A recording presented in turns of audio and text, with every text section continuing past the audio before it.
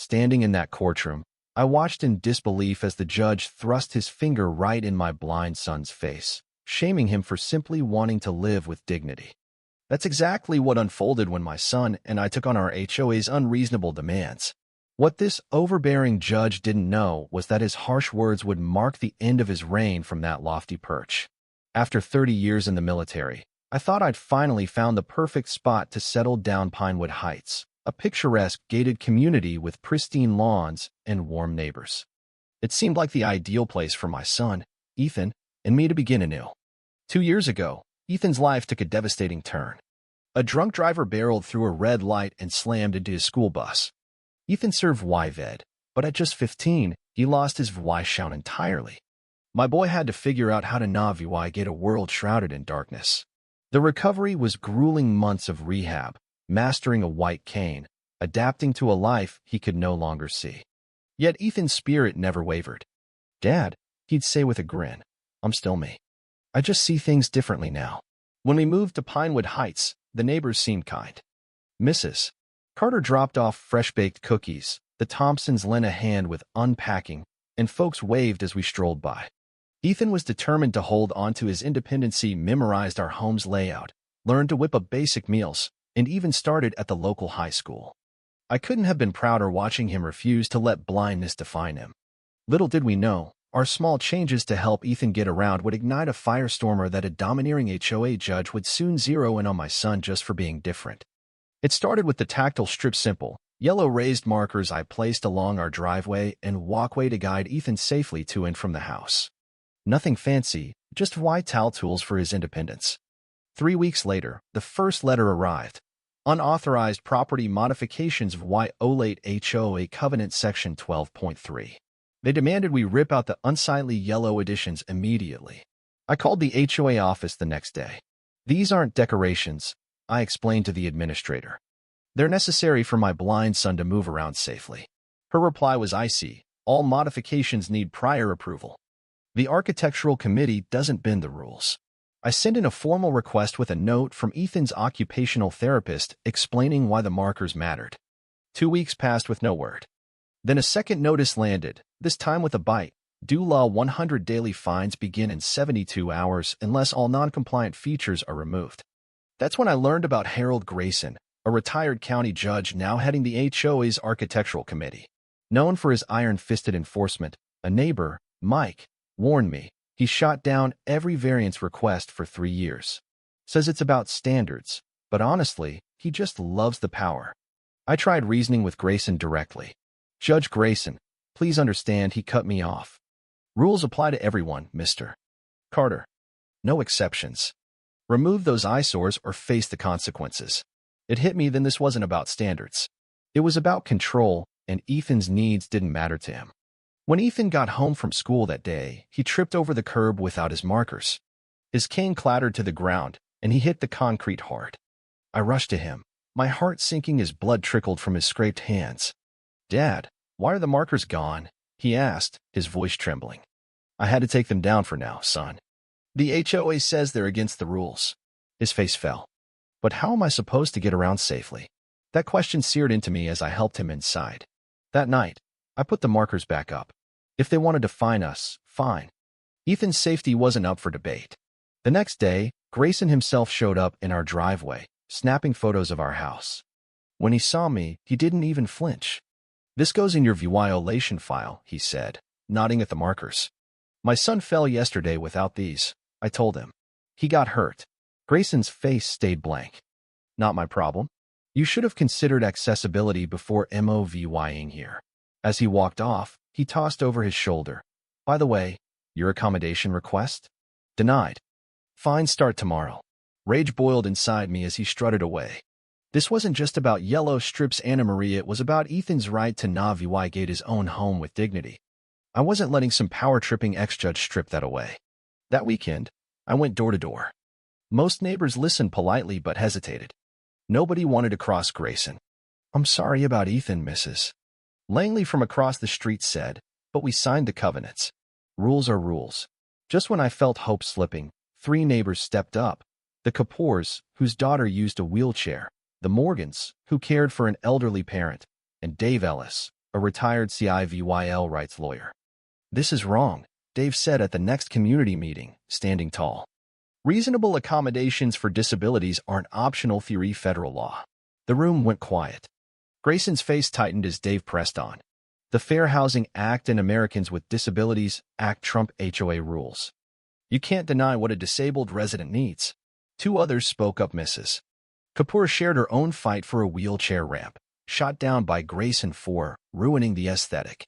That night, Dave connected me with Laura Bennett, a disability rights attorney who'd been itching to take on Grayson. I'll handle your case pro bono, she said. Laura laid it out. The law was on our side. HOAs have to allow reasonable accommodations for disabilities, and our markers qualified. We spent a week gathering proof: Ethan's medical records, doctor letters, photos of the markers, every HOA notice. Document everything, Laura urged. I also learned Grayson had rejected accommodations for 3 other disabled residents: an elderly man needing a handrail, a veteran wanting privacy screening, a woman with lupus fined for a sun-shielding awning. He's got a pattern of discrimination, Laura said. That's our leverage. As fines piled up over due Law 800, Laura pushed for an emergency hearing with the full HOA board. They need to hear Ethan's story straight from him, she said. And they need to know they're flirting with a federal lawsuit. The night before, Ethan asked me something that broke my heart. Dad, why does this judge hate me? Is it because I'm blind? I hugged him tight. He doesn't hate you, Ethan. He just loves control more than he cares about people. Tomorrow, we're fighting for your right to move freely in your own home. I didn't tell him how nervous I was about facing Grayson, a man used to being untouchable. Monday morning, my stomach churned. Ethan kept it simple: navy pants, a plain blue tee.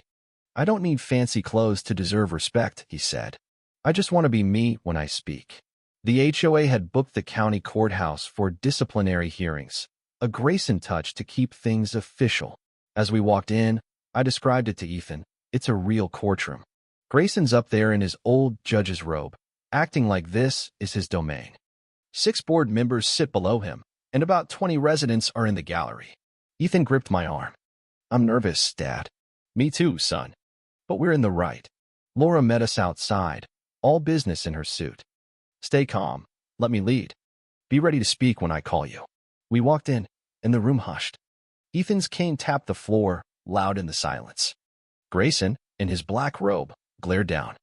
Case 47B, Carter property, violation of Section 12.3, unauthorized modifications, the secretary read. Grayson leaned forward. Mr. Carter, we've been lenient with your violations. This is a formality before we place a lien. Laura stood fast. I'm Laura Bennett, attorney for the Carters. We're here about reasonable accommodations under the Fair Housing Act and ADA. Grayson scowled. This is an HOA issue, not federal. Federal law overrides your covenants, Laura shot back. As you well know, Judge. For 20 minutes, Laura laid out our case statutes, precedents, the works. Board members squirmed. Grayson waved it off. Sob stories don't change rules. Next case. We're not done, Laura said. Ethan Carter wants to speak. Unnecessary, Grayson barked. It's essential you hear from the person your rules affect, Laura insisted. After a tense pause, Grayson sighed. 2 minutes. Ethan stood, cane in hand, and I guided him forward. I'm Ethan Carter, he started, voice shaky but firming up. 2 years ago, I went blind.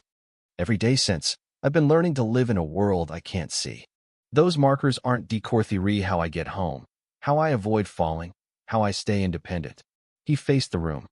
I'm not asking for favors. I'm asking to move safely in my own home. Silence hung heavy. A board member dabbed her eyes. Grayson stayed stone-faced. Then he stood, chair scraping loud, and marched toward Ethan. The room tensed as he stopped close. Young man, he sneered, that was quite a show. I started to stand, but Laura held me back. Grayson stepped closer. Your disability doesn't get you special treatment. He pointed his finger right in Ethan's face. Ethan couldn't see it, but he felt the venom. Rules apply to everyone. We have standards here. Ethan flinched but stood firm. But sir, the law, don't lecture me on law, boy, Grayson snapped, finger jabbing closer. I was judging cases before you were born. The room froze. You think you can pull the disability card? Grayson boomed. That's not how Pinewood Heights works. If you needed special setups, you should have picked another community. I couldn't stay quiet. Judge Grayson, I said, voice steady, I request your exact words go on the record. He smirked. Fine. The record will show your son's situation doesn't exempt you from our standards. No, I said. I want it word for word that Ethan's playing the disability card that he should have chosen elsewhere. Doubt flickered in Grayson's eyes. Laura added, and note that Judge Grayson physically intimidated a disabled minor during this proceeding. His face reddened. I did no such thing. You pointed your finger in a blind 17-year-old's face, I said, fury barely checked. Residents stared, appalled. Grayson backpedaled, but the damage was done. Sit down, he ordered. This hearing continues per protocol. As we sat, I slipped my phone out and hit record. If he wanted his words saved, I'd make sure they were. Just then, the door swung open. A tall man in a sharp suit strode in with two assistants lugging briefcases. Laura whispered, right on time. He approached us. Paul Reynolds, senior partner at Reynolds Vaught Tate. I'm joining MS. Bennett for the Carters. Grayson paled. This is irregular. HOA bylaw 8.4 allows it, Reynolds said coolly. You'd know that. His team handed out folders. These detail your HOA's Fair Housing Act violations under Judge Grayson's leadership, Reynolds said. Plus 17 cases where HOAs lost for denying accommodations average payout. Due law $350,000. Board members blanched. HUD takes this seriously, Reynolds added. So does my firm. 32 wins in cases like this. Grayson sputtered. This is intimidation. It's law, Reynolds replied. Mr. Carter just wants his son safe. That's reasonable. A board member spoke up. Maybe we should rethink this. No, Grayson snapped. Then Laura played my recording. Grayson's voice filled the room. You think you can play the disability card? His face twisted as his words damned him. That's inadmissible, he yelled. Public hearing, no privacy expectation, Reynolds said. Another folder hit the table. Proof Grayson had denied accommodations to 14 disabled residents. A clear pattern, Laura said. Then the kicker, Grayson's uncertified. He's never completed state-required HOA training. Murmurs erupted. You said you were certified, a resident shouted. Grayson exploded. This is a witch hunt. Reynolds dropped the final bomb. He's been paid by Pinewood's developer for years. A conflict of interest. The room turned hostile. A board member moved to approve our request and suspend Grayson. It passed 7-0. Ethan leaned in. What's happening, Dad? Justice, son. Justice.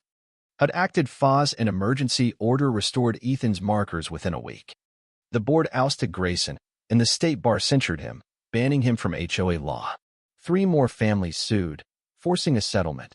Full accommodations, new guidelines, training, and payouts. Ethan became a youth at VY-SOAR, his voice shaping our community. The markers went back up, and Ethan's confidence soared. Dad, I walked to the store alone today, he beamed one day.